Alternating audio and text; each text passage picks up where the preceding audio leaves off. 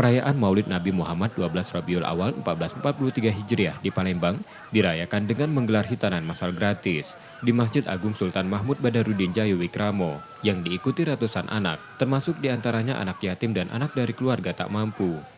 Di tahun ini jumlah peserta mencapai 132 anak atau meningkat 2 kali lipat dibanding tahun lalu. Untuk warga yang tak mampu, menghitankan anak kerap terbentur biaya. Kegiatan hitanan massal diharapkan membantu mengatasi masalah itu.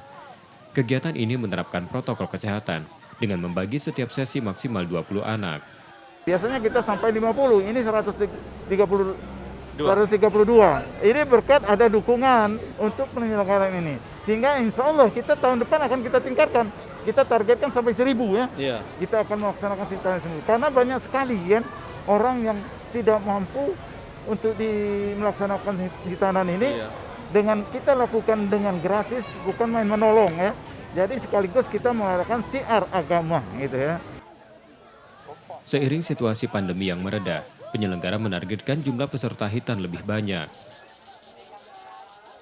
M. Rizky Nurmizan, Kompas TV, Palembang, Sumatera Selatan.